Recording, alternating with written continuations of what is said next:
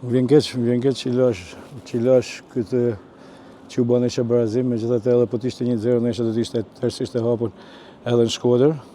Për kësaj djemt, lash 3-4 vetë pushim sot, ndrova edhe 3-4 tjerë minutë 60-70 për Milan pushim për neshë e Diles. Normalisht më vjen keq, sepse meritoshin fitoret. Du të shoh një rast të qatos, sepse mendoj që ishte penalti.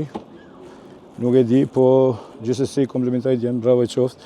Ka edhe ndeshje tjetër, mirë presim Dinamo Shkodër. Kur tha që la pushim disa prej titullarëve, kjo tregon që keni besim edhe tek lojtarët që luten. Nuk diskutohet që po, kam besim të plot ata, edhe do t'ja dalim.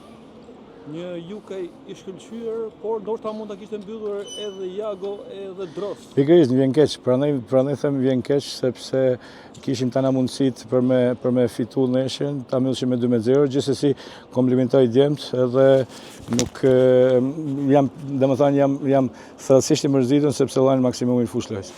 Sa janë shanset tashmë të Vllaznisë për të shkuar në finale? Po edhe 0-1 edhe me 1-1, shanset do ishin 50-50, sepse golin fushë kundërshtarës është mo, edhe 0-1 mund të humbë Shkodër, 0-1 tash është 1-1.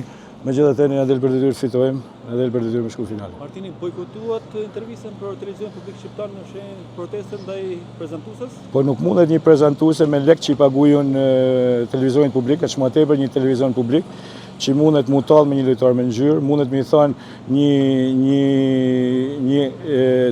një arbitrit aty që vjen gjyslyk, një tjetrin e këshilla mas shumë mesazhe, një tjetrit i thotë shife a është penalti, as është penalti, edhe arrin kulmi që mu më thotë i pa edukat. Nuk ka shanse me më thonë pa edukat, jo ajo pas as kërkosh edhe sa tjetër në drejtim të atij emision do bojkotoj gjithmonë. I kërkoj falje Federatës Shqiptare të Futbollit, i kërkoj falje presidentit Xhaferi, por ndërtimin e një gazetare të tillë nuk pronësoj më.